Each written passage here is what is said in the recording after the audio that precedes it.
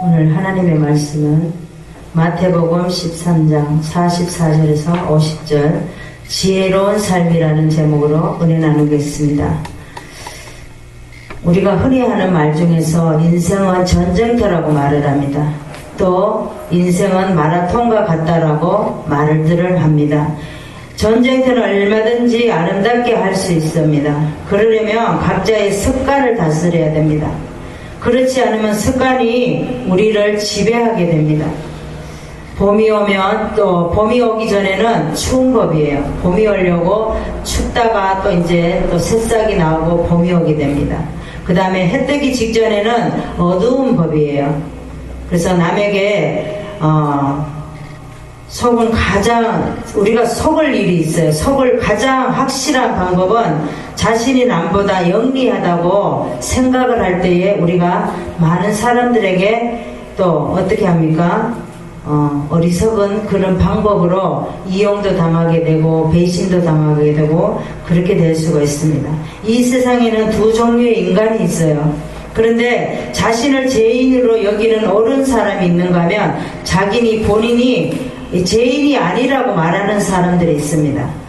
근데 사방이 우리가 다 막혀 있어도 위쪽을 언제나 위에는 보면 이렇게 천장을 쳐다보면 하늘을 바라보면 뚫려 있습니다.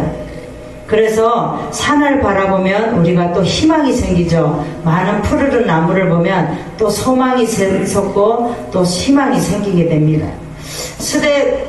스웨덴 속담에 보면 두려움은 적게, 희망은 많이, 먹기는 적게, 씻기는 많이, 푸념은 적게, 호흡은 많이, 미움은 적게, 사랑은 많이 하라는 그런 속담이 있습니다. 세상의 모든 좋은 것이 우리들의 것이에요. 근데 하나님의 뜻을 따라갈 때 모든 것이 다 내 것이 될 수 있습니다. 그래서 하나님께서는 이런 것들의 모든 것이 우리의 지혜의 삶이라고 말할 수 있습니다. 오늘 본문을 보겠습니다. 오늘 본문에 보면 씨 뿌리는 자의 그런 비유로 말씀을 하십니다. 사람에 대해서 말씀을 하죠. 여기에 3절에 보니까 씨를 뿌리는 자가 뿌리러 나가서 이제 씨 뿌리는 자에 대해서 4가지가 있습니다. 4절에 보니까 더러는 길가에 떨어지고 5절에 보면 돌밭에 2번째, 3번째는 가시떨기 위에 4번째는 좋은 땅에 떨어진다 그랬습니다. 그 다음에는 2번째 첫 번째는 씨를 뿌리는 자, 2번째는 천국의 좋은 씨, 천국의 성장 단계를 말합니다. 그래서 20절에 보면 돌밭이 있고 그 다음에 22절에 보면 가시떨기밭이 있고 23절에 보면 좋은 땅이 있습니다. 그 다음에 19절에 보면 길가 땅이 있죠. 이렇게 4분류로 인해서 오늘 비유로 말씀을 하십니다. 사람들이 잘 될 때에 가라지를 뿌렸다라는 거죠. 원수가 와서 뿌렸다라는 겁니다. 우리도 예수 믿고 잘 신앙생활 하는데 어느 날 갑자기 나를 꼬여내서 세상으로 이끌어내는 그런 사람들이 있습니다. 그래서 집주인이 종들에게 와서 뭐라 그럽니까? 이것들을 뽑지 말라 그럽니다. 왜냐? 뽑다가 알 것까지 뽑을 수 있으니까 추수 때까지 기다리라는 겁니다. 추수 때까지 기다려서 추수할 때에 이 가라지를 먼저 뽑아내라. 그렇게 오늘 말씀을 하십니다. 그래서 간추인 보호하에 대해서 또 말씀을 하시죠. 자기 소유를 다 팔아서 우리가 감춰진 보물이 있으면 우리가 갖고 있는 전 재산을 다 하나님 앞에 그렇게 드릴 수 있다라는 겁니다. 진주를 구하는 장사와 같다 그랬습니다. 자기 소유를 다 팔아서 그 진주를 샀다. 그 다음에 좋은 것은 그래서도 않고 못된 것은 다 내어버린다라고 오늘 말씀에 이렇게 말씀하고 있습니다. 그러면 우리가 무엇이 지혜로운 삶인가 본문에서 보겠습니다. 첫 번째 말씀은 주님을 발견하고 헌신하는 것이 지혜로운 삶입니다. 44절을 보겠습니다. 44절에 보면 천국은 마치 밭에 감추인 보화와 같으니 사람이 이를 발견한 후 숨겨두고 기뻐하며 돌아가서 자신의 소유를 다 팔아 그 밭을 샀느니라. 예수가 발견되면 이렇게 다 우리가 갖고 있는 모든 소유, 시간과 다 모든 것을 우리가 갖고 있는 거 하나님 앞에 다 이렇게 드릴 수 있다라는 겁니다. 그래서 하나님께서는 우리에게 천국은 밭에 숨겨진 보물과 같다 그랬습니다. 어떤 사람이 그 보물을 발견하고 다시 밭에 와서 숨겼다 그랬어요. 그는 매우 기뻐하며 돌아가서 가진 것을 또 팔아 그 밭을 샀다 그랬습니다. 우리가 정말 우리가 갖고 있는데 좋은 것이 있으면 우리가 갖고 있는 건 아무것도 아니라는 거예요. 근데 우리가 하나님을 만났을 때 우리가 갖고 있는 것은 아무것도 아니게 느껴진다는 겁니다. 그래서 천국 발견 단계예요. 이 44절은. 그래서 주님을 발견하고 헌신하는 것이 지혜의 삶이라는 겁니다. 내가 갖고 있는 것은 다 팔아버려서 지혜로운 삶으로 하나님께서 그걸 원하신다는 거죠.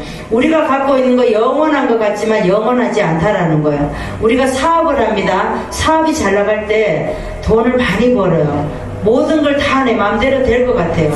어떤 것도 다 내 마음대로 될 것 같아서 그때는 앞밖에 안 보입니다. 옆도 안 보고 뒤도 안 보게 돼요. 그런데 그때 조심해야 되는데 우리가 그렇지 못하고 앞만 보고 가다 보니까 사업이 번창할 때 잘 되지만 어느 날 뒤돌아보면 내가 망할 수도 있고 흥할 수도 있습니다.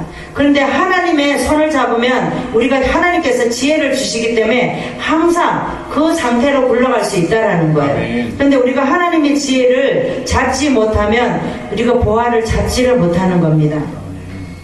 오늘 본문의 말씀처럼 씨 뿌리는 단계의 비유로 설명하고 천국의 복음이 시작된 후에 사단의 방해에 의해서 불신과 악한 씨로 함께 뿌려져 택한 자와 불택한 자에 대해서 말씀을 합니다. 그래서 천국과 복음은 어떤 상황에서도 점점 확장되어서 마침내 실현된 것으로 보여주는 겨자씨 비유로 말씀을 하십니다.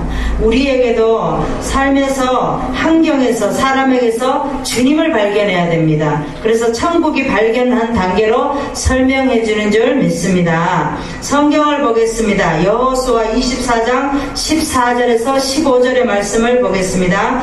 구약의 357장을 보겠습니다.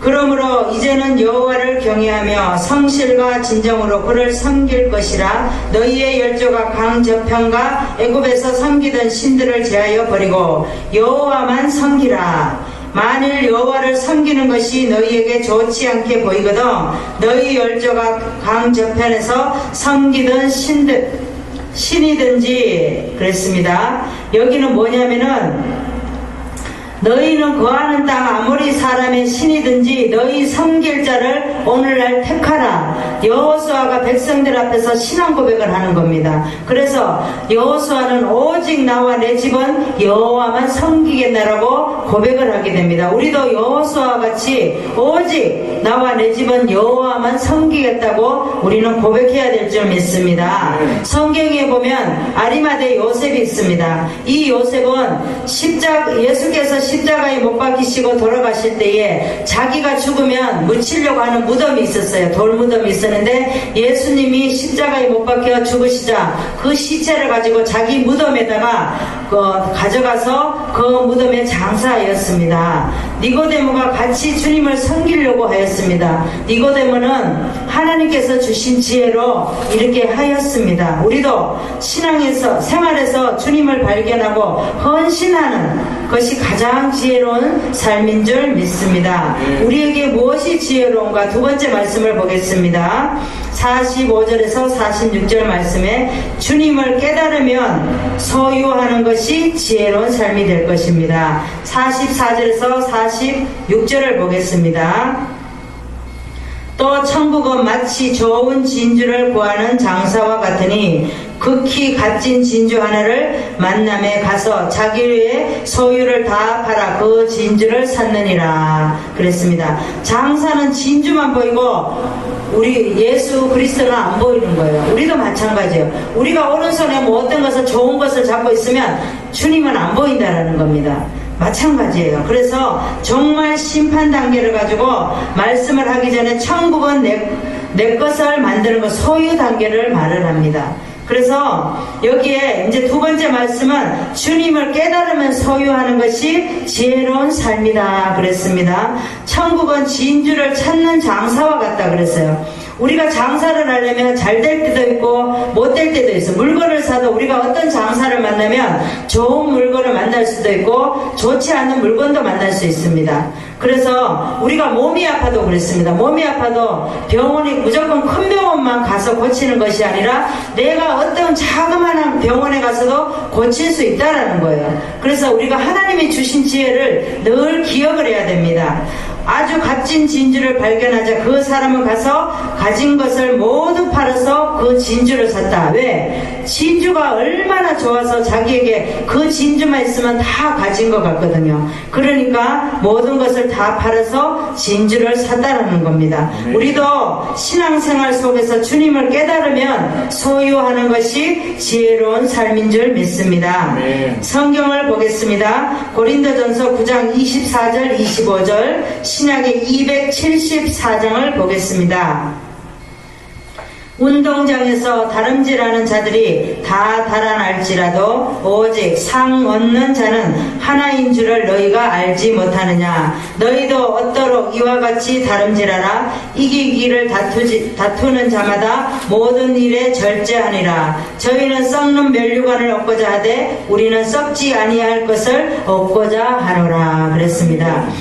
여기에 보면 오직 썩는 면류관을, 이 경기자는 썩는 면류관을 얻고자 이렇게 주님을 깨닫지 못했습니다. 그래서 오직 상 받는 자는 하나인 줄을 너희가 알지 못하느냐. 너희도 얻도록 이와 같이 다름질하라. 이기기를 다투는 자마다 모든 일에 절제하라 그랬습니다. 우리는 모든 일에 절제해야 됩니다. 넘쳐도 안 됩니다. 모자라도 안 됩니다.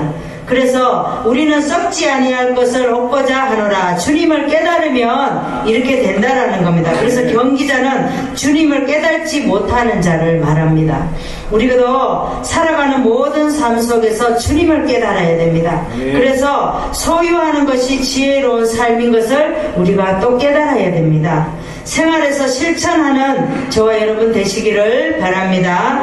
성경에 보면 우리가 이제 고넬료라는 고넬료가 있습니다. 가이사야에서 백부장인데 성령께서 욥바로 가라 그랬습니다. 그래서 베드로를 찾으라 그랬어요. 그때 마침 베드로도 기도하고 있던 중에 하나님께서 또 이제 고넬료를 알게 해주셨습니다. 그래서 종을 보내서 베드로를 모셔오라고 해서 베드로는 아무것도 아니에요. 그런데도 성령께서 고넬료는 아주 로마의 백부장이 엄청나게 높은 지위에 있는 사람이잖아요. 그럼에도 불구하고 또 베드로를 모시고 와서 복음을 듣게 했습니다. 그래서 고넬료의 온 가족과 친척들이 다 구원을 받았습니다. 우리도 우리로 인해서 많은 형제들과 또 자녀들, 친척들, 이웃들에게 복음을 전하고 그들이 구원의 확신을 가질 수 있는 그런 믿음을 가질 수 있도록 우리는 기도해야 될 줄 믿습니다. 우리에게 무엇이 지혜로운 삶인가? 세 번째 말씀을 보겠습니다. 주님의 은혜 안에 머무르는 것이 지혜로운 삶입니다. 47에서 48절까지 보겠습니다. 또 천국은 마치 바다에 치고 각종 물고기를 모는 그물과 같으니 그물에 가득함에 물가로 끌어내고 앉아서 좋은 것은 그릇에 담고 못된 것은 내어버리라 그랬습니다. 천국은 호수에 던져 온갖 종류의 고기를 잡는 그물과 같다 그랬습니다. 우리가 고기를 잡을 때 그물을 이렇게 던져가지고 그물을 잡을 때 고기가 많이 잡혀요. 많이 잡히면은 그 어부들이 좋은 고기는 이렇게 추려서 담고 이제 좀 부족한 자를다든가 부족한 그런 고기는 다시 바다에 던지기도 하고 버리기도 한다라는 겁니다. 그래서 그물이 가득 찼을 때 어부들은 바닷가로 그물을 끌어당기죠. 그리고 세상 끝날에도 이렇게 된다는 거예요. 나쁜 것은 다 버린다는 거예요. 우리도 마찬가지예요. 우리도 신앙생활하면서 우리가 세상에 빨려들면 안 됩니다. 세상 사람을 교회로 데리고 와야지 우리가 세상 사람들에게 끌려가면 안 되는 거예요. 그래서 하나님은 뭐라 그래요? 나쁜 것들은 다 던져버려라. 왜? 세상 끝날에는 이렇게 된다라는 겁니다. 그래서 악한 사람들이 구별을 내고 천사는 그들을 불타는 아궁이에 던져버릴 거다. 왜냐하면 던져서 아궁이에 던져버린다라고 말씀을 하고 있습니다. 사람들이 그곳에서 슬피 울고 고통스럽게 이를 갈 것이다. 우리가 지금은 세상이 좋아서 놀러 다니고 즐겁고 하지만 우리가 심판 앞에 가서는 어떻게 해요? 우리가 아무 쓸모가 없는 거예요. 하나님이 네가 무엇을 하고 왔고 성경에 네가 얼마만큼 내가 하는 말을 얼마나 알고 들었냐 이렇게 물으면 우리가 할 말이 있어야 된다는 겁니다. 그래야지만이 알곡이 되는 거지. 우리가 세상이 좋아서 세상 밖에만 돌아다니고 세상 밖에 놀고 세상 친구들을 좋아하고 이렇게 되면 우리는 던져버리게 됩니다. 하나님은 분명히 심판대에 우리를 다 세운다라는 거예요. 아멘. 근데 예수를 믿지 않아도 본인들이 심판대에 가는 건 다 알아요. 아는데도 지옥이라는 것은 듣기 싫어하죠. 우리가 예수를 믿어도 마찬가지입니다. 분명히 천국과 지옥은 있다라는 겁니다. 그런데도 예수를 믿으면서도 우리가 실전에서 그걸 보지 못하고 또 보이지 않으니까 아니라고 안 듣습니다. 우리도 주님 은혜 안에 머무는 것이 가장 지혜로운 삶인 줄 믿습니다. 성경을 보겠습니다. 로마서 12장 1절에서 2절의 말씀을 보겠습니다. 신약의 255장을 보겠습니다. 그러므로 형제들아 내가 하나님의 모든 자비하심으로 너희를 권하노니 너희 몸은 하나님이 기뻐하시는 거룩한 산제사로 드리라. 이는 너희의 드릴 영적 예배니라. 너희는 이 세대를 본받지 말고 오직 마음을 새롭게 함으로 변화를 받아 하나님의 선하시고 기뻐하시고 온전하신 뜻이 무엇인지 분별하도록 하라 그랬습니다. 그래서 1절에 보면 그러므로 형제들아 내가 너희 하나님의 모든 자비하심으로 권하노니 너희 몸은 하나님이 기뻐하는 산제사로 드리라 그랬습니다. 두 번째는 너희는 이 세대를 본받지 말고 오직 마음을 새롭게 함으로 너희의 이 변화를 받아 하나님의 선하시고 기뻐하시는 것을 보라는 겁니다. 세 번째는 온전하신 뜻이 무엇인지 분별하도록 하라고 하나님께서 이렇게 세 가지를 가지고 말씀을 하고 있습니다. 하나님의 은혜 안에 머무는 것이 가장 지혜로운 삶인 줄 믿으시기를 바랍니다. 성경에 보면 로마서 16장에 보면 베베가 있습니다. 베베는 여집사입니다. 여집사인데 갱그리아 교회의 여집사로 바울의 전도 여행을 하는데 여러 가지로 편리하게 많이 도와주었습니다.